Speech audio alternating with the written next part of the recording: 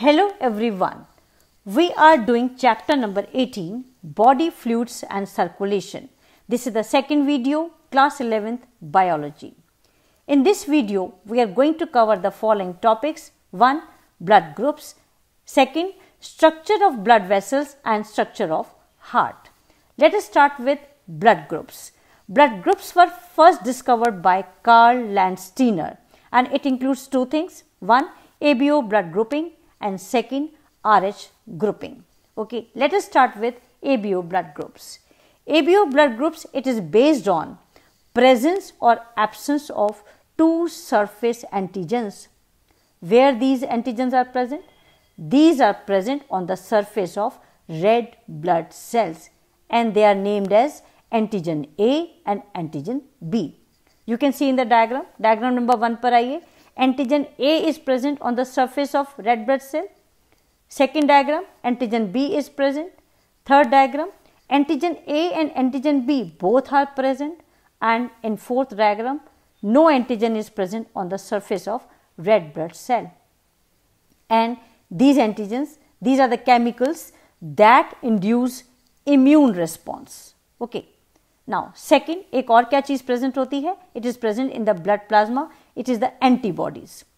Two types of antibodies are present, antibody A and antibody B. And these are the proteins produced in response to antigens. Now, let us see how these two decide the blood groups. See the table. Blood group A पर आइए. Blood group A जिस person के पास है, वहां पर क्या होगा? Antigen कौन सा होगा रेड ब्लड सेल पर? Antigen A will be present on the surface of red blood cell. और अगर एंटीजन ए है तो प्लाज्मा में कौन सा एंटीबॉडी होगा? Antibody B, not antibody A, because antibody A will combine with antigen A and coagulate the blood. So जो person जिसके पास ब्लड ग्रुप ए है, एंटीजन ए होगा बट एंटीबॉडी बी होगा. Come to blood group B. Antigen is B which is present on the surface of red blood cell. तो कौन सा antibody होगा plasma में? Antibody A. A B blood group पर आइए. Both antigen are present. Antigen A is present, antigen B is present. अगर दोनों antigen हैं तो ब्लड प्लाज्मा में कोई एंटीबॉडी नहीं होगा. ओ ब्लड ग्रुप पर आइए. एंटीजन नहीं है, कोई antigen, no antigen A, no antigen B. तो दोनों एंटीबॉडीज प्रेजेंट होंगे in the plasma, in the blood plasma. Okay. Now column number 4 को देखिए. कौन सा ब्लड ग्रुप दिया जा सकता है to blood group A, to B, to A B and O? A को देखिए. ए कहां से ब्लड को रिसीव कर सकता है? सबसे पहले देखिए इसके पर एंटीबॉडी बी है, तो एंटीजन बी जहां होगा वो ब्लड ग्रुप, वो ब्लड नहीं जा सकता. ओके. तो देखिए ए ब्लड ग्रुप ए का ब्लड ले सकता है और ओ का ले सकता है, जहां पर दोनों में एंटीजन बी नहीं है. ओके. बी ब्लड ग्रुप को देखिए, ये कहां से ब्लड ले सकता है? ब्लड ग्रुप बी का ले सकता है और ओ का ले सकता है. जहां एंटीजन ए होगा वो ब्लड नहीं जा सकता, तो बी जा सकता है और ओ जा सकता है. ए बी को आइए. ए बी के पास कोई एंटीबॉडी नहीं है, एंटीबॉडी ए भी नहीं है, एंटीबॉडी बी भी नहीं है, तो बड़े आराम से कोई भी ब्लड दिया जा सकता है, ए बी और O. Come to O blood group. यहां पर दोनों एंटीबॉडीज हैं, एंटीबॉडी ए भी है, एंटीबॉडी बी भी है, तो एंटीजन ए भी नहीं दे सकते, एंटीजन बी भी नहीं दे सकते. तो यहां पर कौन सा ब्लड दिया जा सकता है? Only blood group O can be given to this person. अब कॉलम नंबर 4 पर स्पेशल फीचर देखिए क्या आपको दिख रहा है. ब्लड ग्रुप ओ ए को भी दे सकता है ब्लड, बी को भी दे रहा है, ए बी को भी दे रहा है और ओ को भी दे रहा है. So blood group O is a universal donor. Okay. और ए बी की क्या स्पेशलिटी देखा आपने कि ये सबसे ब्लड ले रहा है, A B and O. So blood group A B is a universal recipient. Clear. Now come to next factor, rhesus factor और RH factor. RH is an antigen found on RBC. Diagram देखिए आप. First diagram पर yellow colour के जो structure दिखाए गए हैं, this is the RH antigen which is present on the surface of red blood cell. अगर एंटीजन प्रेजेंट है तो ब्लड ग्रुप कैसा होगा? RH positive. और अगर एंटीजन प्रेजेंट नहीं है तो RH नेगेटिव ब्लड ग्रुप होगा. क्लियर. अब nearly 80% of humans are RH positive. Clear. अब ये देखिए कि RH पॉजिटिव पर्सन किसको ब्लड दे सकता है। RH पॉजिटिव जो पर्सन है can give blood to RH positive person but not to RH negative. Why? क्योंकि RH पॉजिटिव के पास जो एंटीजन है अगर RH नेगेटिव के पास जाएगा तो RH negative person will start producing antibodies and और ब्लड कोएगुलेट हो जाएगा। एंटीजन एंटीबॉडी का रिएक्शन होगा और ब्लड कोएगुलेट हो जाएगा। Okay, so RH positive person can not give blood to RH negative person. Second पर आइए, RH नेगेटिव पर्सन दोनों को ब्लड दे सकते हैं, RH पॉजिटिव को भी और RH नेगेटिव को भी। Clear. But there is one problem, erythroblastosis fetalis. What is this? It is an RH incompatibility between, किसके बीच में इनकम्पैटिबिलिटी है? Between the RH negative blood of a pregnant mother and RH positive blood of the fetus. What do you mean by this? यहां पर देखिए diagram में देखिए, जो मदर है, mother is RH negative and fetus is RH positive. Fetus के पास RH antigen है, लेकिन एक पॉइंट बहुत इंपॉर्टेंट है कि फीटस और मदर अटैच्ड है by the placenta and through this placenta antigen can not pass.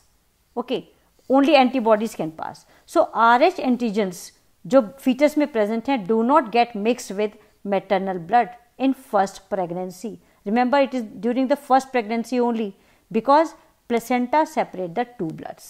Now, what happens at the time of delivery? But at the time of first delivery, possibility है कि maternal blood expose हो जाए with the fetus blood. Okay, और fetus का जो antigens हैं वो mother के blood में चला जाए.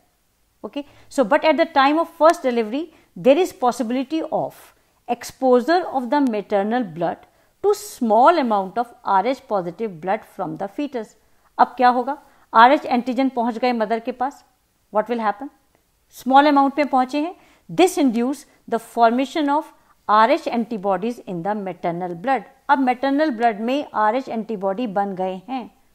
Okay, first delivery is normal, there is no problem. But what happens in case of her subsequent pregnancy? What can happen? RH फिर से पॉजिटिव फीटस है. RH antibodies now can leak through placenta. Mother से RH antibody foetus में जा सकते हैं. Placenta से antibody आसानी से मूव कर जाएंगे. अब फीटस में एंटीजन है, RH एंटीजन है, तो वो क्या करेंगे? एंटीबॉडी डिस्ट्रॉय कर देंगी RBC को. फीटस के RBC को डिस्ट्रॉय करना शुरू कर देंगी. And this is fatal to fetus. Fetus के लिए बहुत नुकसानदायक है. It may cause severe anaemia and jaundice to the baby, and this condition is called as erythroblastosis fetalis. Clear? इसको avoid किया जा सकता है. erythroblastosis fetalis can be avoided by administering anti-RH antibodies to the mother immediately after the delivery of the first child. First child की delivery के immediate बाद mother को क्या देना चाहिए? anti-RH antibodies, ताकि सेकेंड चांस में एरिथ्रोब्लास्टोसिस फीटालिस से चाइल्ड को बचाया जा सके. Okay, now come to the blood vessels. There are 3 types of blood vessel: arteries, veins and capillaries. Now come to arteries. Point number 1, ये क्या होती हैं? They carry blood from heart to different tissues. Okay, always उन्हीं को arteries बोलते हैं जो blood को हार्ट से डिफरेंट टिश्यूज तक ले जाती हैं. And they contain oxygenated blood. Maximum इसमें मैक्सिमम आर्टरीज के अंदर ऑक्सीजनेटेड ब्लड होता है containing sufficient amount of oxygen. लेकिन एक आर्टरी ऐसी है जिसमें डीऑक्सीजनेटेड ब्लड होता है, pulmonary artery. Okay, point number 3 पर आइए. Their smaller branches are called arterioles. Point number 2 देखिए डायग्राम में आर्टेरियोल शो किए गए हैं. आर्टरीज की जो स्मॉलर ब्रांचेस हैं उनको आर्टेरियोल्स बोलते हैं. ओके, अब इनकी वॉल्स देखिए. Arteries have 3 layers. Tunica intima जो इनर लेयर है, स्क्वैमस एपिथेलियम की बनी है. Tunica media middle layer made up of smooth muscles and elastic fibres. And tunica externa outer layer made up of fibrous connective tissue and collagen fibres. See the diagram. 1 is tunica intima, 2 is tunica media and 3 is tunica externa. 3 layers की arteries बनी होती हैं. Okay, now come to veins. Veins कौन सी vessels हैं? जो blood को heart की तरफ ले जाती हैं. They carry blood towards the heart. Okay और इसमें कैसा ब्लड होता है, डीऑक्सीजनेटेड। लेकिन एक वेन है जिसमें ऑक्सीजनेटेड ब्लड होता है, पल्मोनरी वेन। ओके अब देखिए पॉइंट नंबर 1 जहां डायग्राम में देखिए, there smaller branches are called as venules. जो वेन की जो स्मॉलर ब्रांचेस हैं उसको वेन्यूल कह रहे हैं। ओके और वेन्स भी 3 वॉल्स की बनी होती है। डायग्राम नंबर 2 पर आ जाइए, tunica externa, tunica media and tunica intima. और इसमें ट्यूनिका मीडिया जो है थोड़ा कंपैरेटिवली थिन होती है as compare to arteries. Come at the tissue level, what happens in tissue, arterioles divide into thin walled and single layered vessels. Single layered vessels में divide हो जाते हैं जिनको कहते हैं capillaries and they unite to form venules. Diagram देखिए आप, tissue के अंदर आर्टरी एंटर कर रही है पॉइंट नंबर 1, वहां पर जाकर डिवाइड हो गई आर्टीरियोल्स में point number 2. Arterioles further divide into capillaries, then capillaries join to form venule point number 4 and venule join to form vein or vein comes out from the tissue. So that's how the blood supply takes place at the tissue level. Come to the structure of heart. Heart is mesodermally derived. देखिए 3 layers होती हैं, ectoderm, mesoderm and endoderm, और heart इसमें से mesoderm से बनता है। बाकी डिफरेंट पार्ट्स डिफरेंट लेयर से बनते हैं, बट मेसोडर्म से हार्ट बनता है। Okay and where the heart is located, it is located in the thoracic cavity between the 2 lungs. You can see the diagram. दोनों lungs के बीच में हार्ट प्रेजेंट है in the thoracic cavity. Okay and point 1 पर आइए, it is protected by double layered pericardium. Outer layer इसकी pericardium है जो डबल लेयर की बनी होती है, और दोनों के बीच की जो स्पेस है, पेरिकार्डियल जो स्पेस है, उसमें फ्लूइड फिल होता है. This is called as pericardial fluid and it reduces the friction between the heart walls and the surrounding tissues. Come to the structure of heart. Heart is made up of 4 chambers. Diagram देखिए, 4 chambers हैं, 1, 2, 3 and 4. Upper 2 chambers are called as auricles and lower 2 chambers are called as ventricles. Okay? और देखिए walls देखिए, auricles और ventricles की walls में भी difference है. वेंट्रिकल की वॉल थिक होती है कंपैरेटिव टू ऑरिकल्स की वॉल से. So the walls of the ventricles are much thicker than that of the atrium. Come to the septum. दोनों के बीच में पार्टीशन देखिए. ऊपर के जो दोनों ऑरिकल्स हैं 1 and 2, दोनों के बीच का जो पार्टीशन है, it is called as interatrial septum. और 3rd and 4th जो नीचे वेंट्रिकल्स हैं, दोनों वेंट्रिकल्स के बीच का जो पार्टीशन है, it is called as interventricular septum. Clear? Now come to next structure. Between auricle and ventricle, अब देखिए, there is a thick fibrous atrioventricular septum with an opening. देखिए कौन सी है, राइट साइड पर आइए. Right auricle and right ventricle के बीच में जहां पॉइंट नंबर 1 लिखा है, एक वॉल्व है, and this is called as tricuspid valve. Okay, और लेफ्ट ऑरिकल और लेफ्ट वेंट्रिकल के बीच में जहां पॉइंट नंबर 2 लिखा हुआ है, यहां पर एक वॉल्व है, it is called as bicuspid valve. A tricuspid valve जिसमें 3 कस्प होते हैं, guard the opening between the right auricle and right ventricle, and bicuspid valve जिसको mitral valve भी कहते हैं, guard the opening between the left auricle and left ventricle. इनका role क्या है?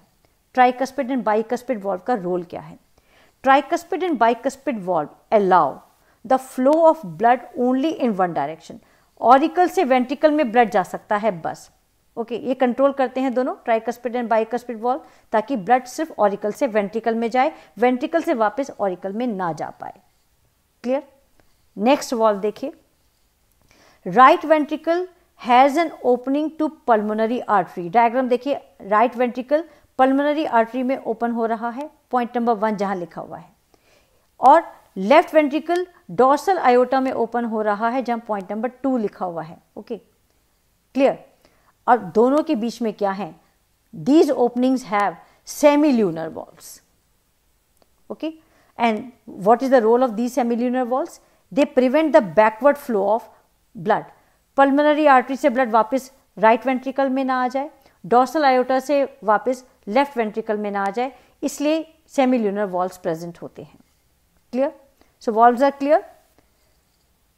Come to the structure of heart. This is the whole structure of heart in front of you. Right hand side से मैं labelling पढ़ रही हूँ, आप ध्यान से सुनिए. पल्मोनरी वेन्स, ये वो वेन्स हैं जो लंग से ब्लड को लेकर आ रही हैं हार्ट में।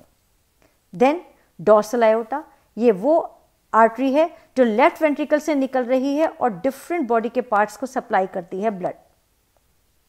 Then left auricle is there. Then bicuspid valve जो लेफ्ट ऑरिकल और लेफ्ट वेंट्रिकल के बीच में है। देन सेमील्यूनर वॉल्व जो लेफ्ट वेंट्रिकल और डॉर्सल आयोटा के बीच में है। Clear? And then left ventricle. Come to left hand side, labelling देखिए। पल्मोनरी आर्टरी जो राइट वेंट्रिकल से निकल रही है और ब्लड को लेकर जा रही है लंग्स की ओर। देन सुपीरियर वेना केवा, या अपर बॉडी के पार्ट से डीऑक्सीजनेटेड ब्लड को हार्ट की तरफ लेकर आती है। Then right atrium. Then semilunar valves, ये किसके बीच में है? Right ventricle and pulmonary artery के बीच में। Okay. Then inferior vena cava जो नीचे के बॉडी के पार्ट से ब्लड को लेकर आ रही है towards the heart. Then tricuspid valve, ये किसके बीच में है? Right auricle and right ventricle के बीच में, and then right ventricle. So this is the structure of heart. Okay, now come to conducting system of heart. It includes nodal tissues, कुछ nodes होती हैं, बंडल्स होते हैं और फाइबर्स होती हैं।